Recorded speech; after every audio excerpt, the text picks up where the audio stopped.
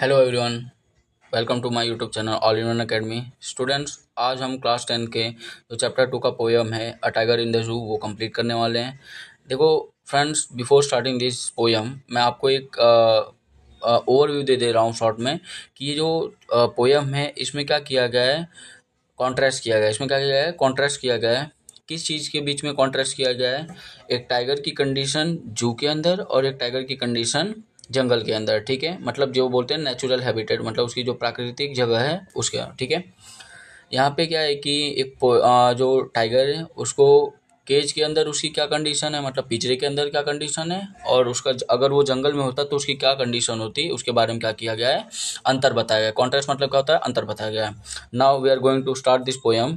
Before starting this poem we should read this introduction. ठीक है, this poem contrast a tiger in the zoo with a tiger in its natural habitat. ये poem के अंदर एक tiger है, उसका अंतर बता रहे हैं कि उसका जो कंडीशन है वो जू के अंदर कैसा होता है, और उसका जो नेचुरल हैबिटेट मतलब अगर वो जंगल के अंदर होता तो उसका जो कंडीशन है वो कैसा होता। ठीक है, उसके बारे में क्या कर रहे हैं, अंतर बता रहे हैं। The poem moves from the zoo to the jungle and back again to the zoo. मतलब ये जो स्टैंजाज हैं, पहले वो जू के बारे में बताते हैं, फिर जंगल के बारे में बताते हैं, फिर जू के बारे में बताते हैं। ठीक है, read the poem silently once. ये जो पोएम है उसको शांति से एक बार पढ़ो। एंड से which stanzas speaks about the tiger in the zoo and which one speaks about the tiger in the jungle। मतलब ये पोयम को शांति से पढ़ो और ये बताओ कि कौन सा स्टेंजा टाइगर इन द जू के बारे में बात कर रहा है और कौन सा stanza tiger in the jungle के बारे में बात कर रहा है। Now we should start this first stanza. ठीक है, जो पहला स्टेंजा है हमने देखा था कि वो किसके बारे में बात कर रहा है, टाइगर इन द जू के बारे में बात कर रहा है। ठीक है, इसमें थोड़ा फिगर ऑफ स्पीच भी देख लेंगे हम लोग, और प्लस ये पोयम है उसको इजीली अंडरस्टैंड भी कर लेंगे। ठीक है, ये जो फर्स्ट स्टैंजा है वो सबसे ज़्यादा इंपॉर्टेंट है, इसको टिक कर लेना, बाकी सब जो है वो इजीली समझ आ जाएगा। ठीक है, he stalks in his vivid stripes. यहाँ पे ही कौन है, ही कौन है, टाइगर। ठीक है, स्टॉक्स का मीनिंग होता है a slow movement during hunting, मतलब शिकार के टाइम पे जब धीमे से चलते हैं तो उसको क्या बोला जाता है, स्टॉक्स बोला जाता है। ठीक है, इन हिज विविड स्ट्राइप्स। अब यहाँ पे विविड स्ट्राइप्स किसको रिप्रेजेंट कर रहा है, powerful and beautiful appearance of tiger. ठीक है, powerful and beautiful appearance of tiger. Vivid stripes generally क्या होता है कि जो पीले इसका जो कलर है उसको बता रहा है कि जो येलो कलर्स का है एंड उसके अंदर क्या है, ब्लैक ब्लैक डॉट्स वगैरह हैं। ठीक है, और ये क्या शो करता है कि जो टाइगर है वो बहुत ज़्यादा पावरफुल है और प्लस उसका जो अपीयरेंस है वो बहुत ज़्यादा खूबसूरत है। ठीक है, ठीक है, एक पावरफुल एंड ब्यूटीफुल अपीयरेंस वाला टाइगर वो क्या कर रहा है, केज के अंदर क्या करता है, धीमे धीमे चल रहा है। ठीक है, यहाँ पे देखो ही स्टॉक्स बोल दिया गया है, मतलब हमने आपको पता ही होगा कि जब एनिमल्स नॉन लिविंग थिंग्स को ह्यूमन क्वालिटीज़ दी जाती है तो उसको क्या बोला जाता है, पर्सोनिफिकेशन। तो पहला ही जो लाइन है वो क्या है, पर्सोनिफिकेशन है। The few steps of his cage, मतलब ये जो टाइगर है वो क्या कर रहा है, धीमे धीमे चल रहा है, धीमे धीमे चल रहा है। Few steps in the cage मतलब पिंजरे के अंदर कुछ चंद कदम ही वो क्या कर रहा है, चल रहा है। ठीक है, on the pads of velvet quite in his quiet range. उसका जो पैड्स है मतलब उसका जो पंजा है वो मखमली शांत है, मतलब मखमल की तरह शांत है, मुलायम है। ठीक है, इन हिज क्वाइट रेज, और वो क्या कर रहा है, देखो रेज मतलब क्या होता है, एंगरनेस।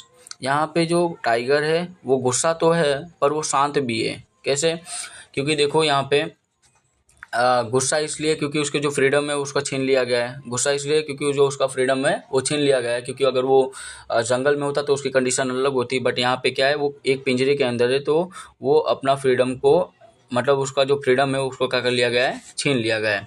तो यहाँ पे जो टाइगर है, अब यहाँ पे देखो क्वाइट रेज क्यों बोला गया है, क्वाइट रेज क्यों बोला गया है, इसलिए बोला गया है क्योंकि देखो यहाँ पे जो टाइगर है वो शांत शिकार के लिए नहीं है, क्योंकि हमें पता है कि जो टाइगर है वो शिकारी मतलब शिकार करने जब जाता है तो बहुत ज़्यादा शांत रहता है और धीमे धीमे चल के क्या करता है, अपने शिकार को झपट्टा मार लेता है।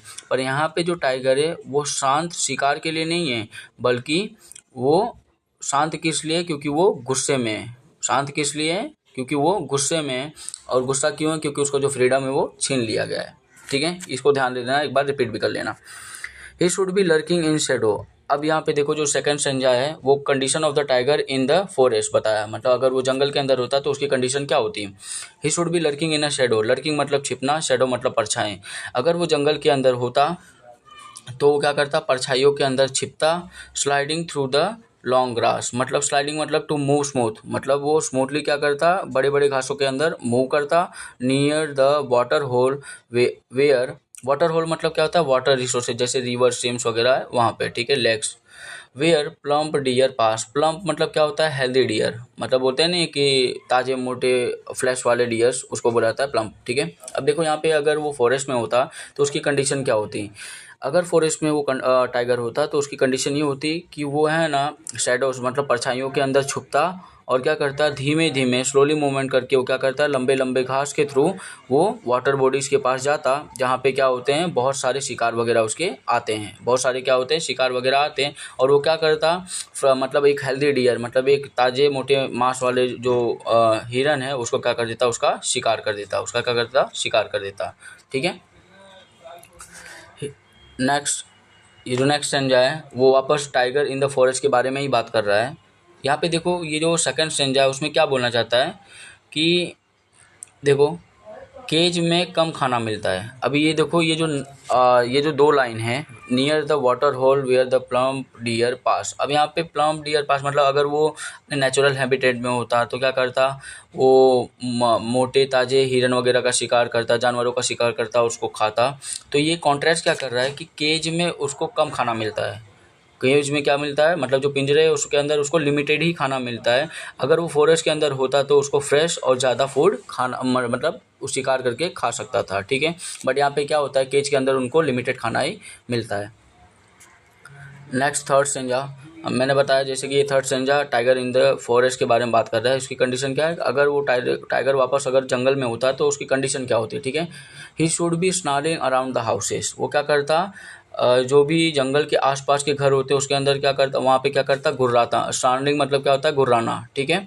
Around the houses at the edge of, at the jungle's edge मतलब जो भी घर जंगल के किनारे वगैरह पे, एज मतलब क्या होता है, कॉर्नर, किनारा, अगर जो भी घर जंगल के आसपास या किनारे पे होते तो वहाँ पे वो क्या करता, गुर्राता, ठीक है। Bearing his white fangs his close terrorising the village, यहाँ पे देखो बहुत ही इंपॉर्टेंट चीज़ बोला गया है, वो क्या करता आसपास के घरों पे क्या करता, गुर्राता, प्लस वो क्या करता बैरिंग, बैरिंग मतलब to open, his white fangs, white fangs मतलब जो उसके सफ़ेद नुकीले दांत होते हैं उसके बारे में बात कर रहे हैं, वाइट फैंग्स मतलब सफ़ेद नुकीले दांत, हिज क्लोज मतलब उसके जो पंजा है वो उसे क्या करता, वो टेरराइजिंग द विलेज, मतलब टेरराइजिंग द विलेज मतलब पूरे गांव मतलब वहाँ के जो रहवासी वगैरह होते हैं उनको क्या करता, वो डराता, उसको क्या, उन लोग को क्या करता, डराता।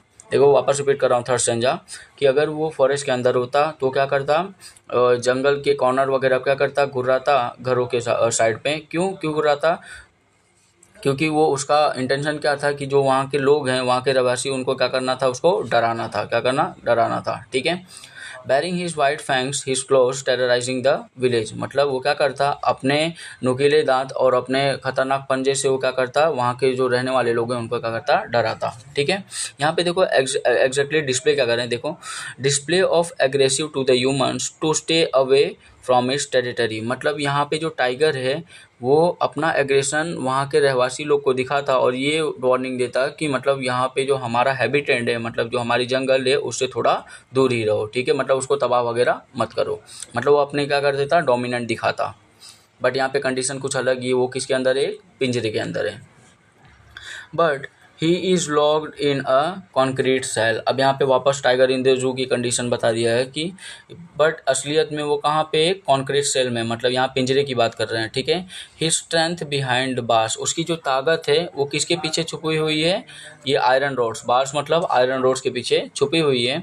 Stocking the length of his cage, वापस वो क्या कर रहा है, अपने जो केज है उसकी लंबाई चलते माप रहा है, ठीक है। इग्नोरिंग विजिटर्स, और वहाँ पे जो भी लोग देखने आ रहे हैं, विजिट करने आ रहे हैं, घूमने आ रहे हैं, उनको क्या कर रहा है, वो इग्नोर कर रहा है। इग्नोरिंग विजिटर्स मतलब वहाँ पे सिंपली ये शो कर रहा है कि वो लूजिंग इंटरेस्ट, वो हर एक पर्सन जो वहाँ पे आ रहे हैं उसको देख रहे हैं, घूम रहे हैं, प्लस उसको जब देख रहे हैं, नोटिस कर रहे हैं, तो क्या कर रहा है, उन सब में क्या कर रहा है, लूजिंग इंटरेस्ट कर रहा है, मतलब वो अपने इंटरेस्ट को खो रहा है, ठीक है।